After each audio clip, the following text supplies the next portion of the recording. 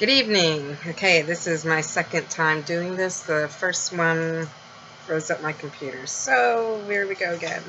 I apologize. This is going to be later than I had planned on. So we were supposed to cover Chapter 6 tonight, and I also wanted to do an outline exercise with you. So I'm going to have you do something for that as well.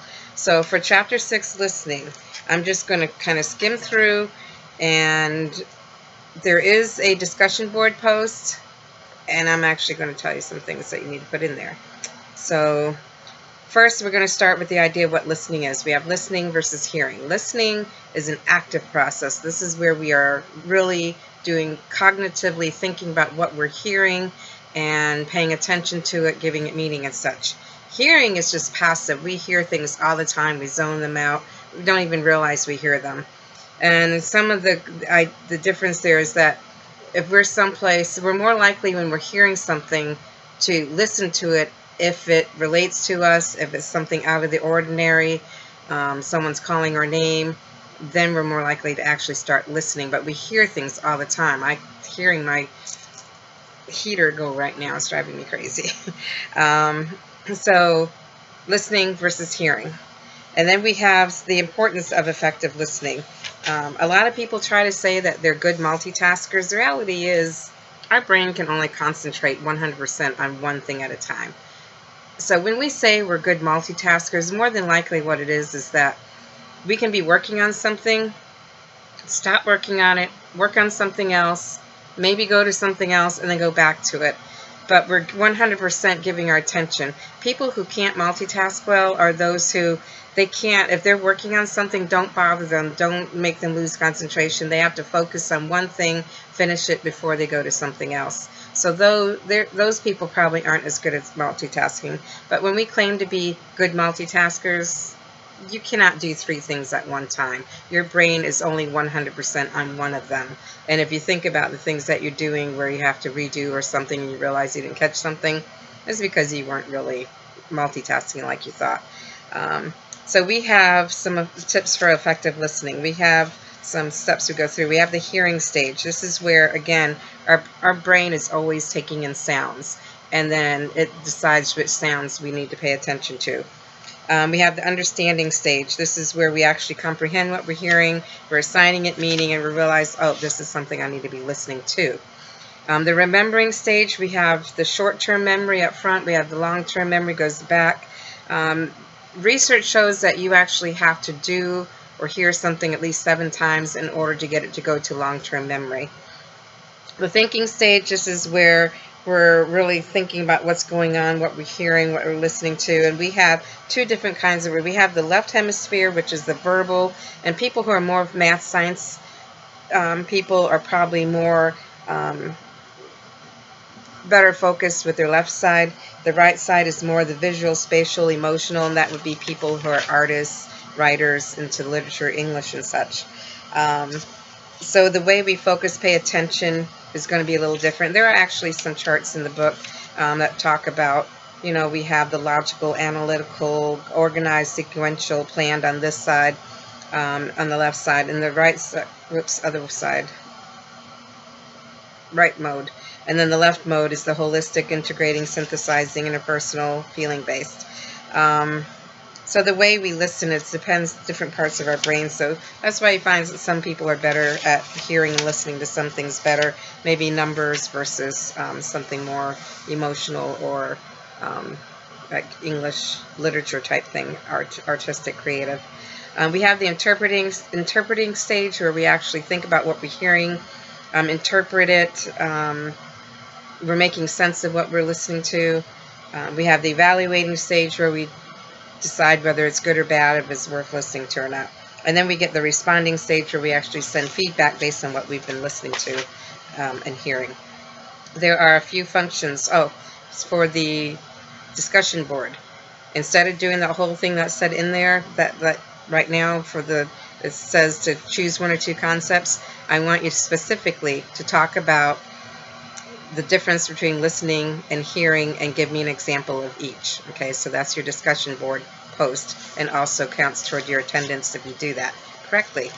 The functions of listening. We have listening to obtain information, such as your students in class. You're listening to hear, tests or assignments and such. We have listening to evaluate on whether something is good or not, if it's useful, if it's something we can use. Listening with empathy. This would be listening to a friend or a counselor or even teacher.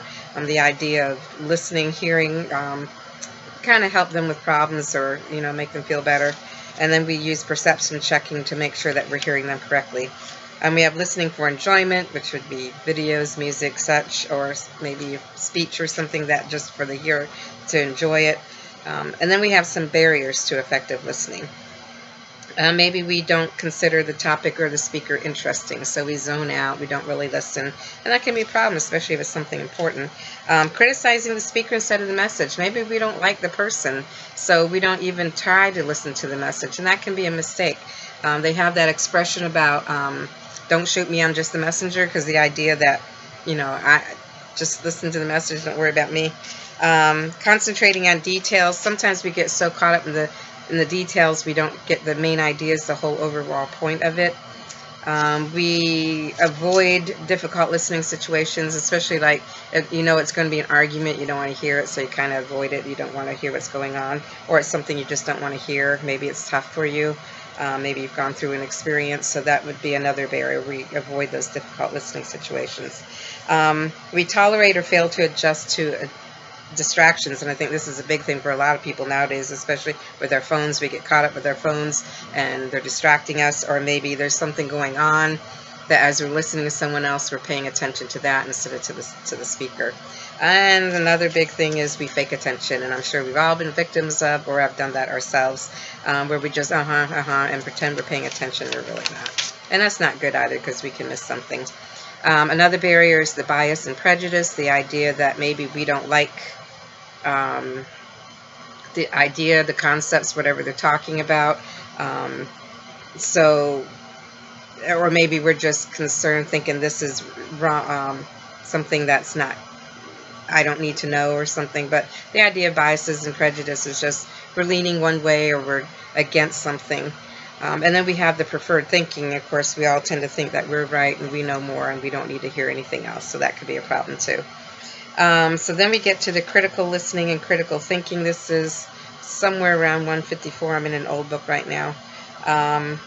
So with critical listening, the idea of critical is important. We're listening for important ideas, concepts, really analyzing, breaking down the pieces, thinking about what we're hearing, trying to make connections and all, and that's an important skill. And that's when you think about like teachers and medical people, that's definitely an important thing. So then we also tend to assess the speaker's motivation. Sometimes we wonder, what are they getting out of this? Why are they telling me this? And especially in think politics, that's a big thing. What is their motivation? They want to get elected. So we want to think about, why are they telling me this? Is it something I need to know? What will they get out? What will I get out of it? So that's something we do. Judge the accuracy of the speaker's conclusions. Sometimes we wonder, how did they get to this point? Why are they thinking this? What were they hearing? What were they looking at to come to this conclusion? And then there are ways that we can improve listening competence. At this point, I want to make sure, besides doing the other thing I said to do, that you speak something about how a time that someone heard something or you heard something and you misunderstood and how it caused a problem. Okay, so this is the second thing you're going to talk about, is how somehow there's something you heard and were listening to, or someone listening to you, what problem came up because of the listening part. Okay, and then improving listening competence. There are things we can do to improve our listening. The first thing is with technology. That's a big problem nowadays. People are always into their phones or listening to music or doing something, playing on things. It seems like we're over-dependent on media. We need to, there are times you need to back off and just connect to people. The idea of digital literacy, we have people who, a lot of people who we hear it, and especially in videos, we assume it must be true, it's on video. or it's online. So we want to be mindful that not everything we hear may be true. To think about the source, where it's coming from, and again, kind of what is their motivation, what are they getting out of it.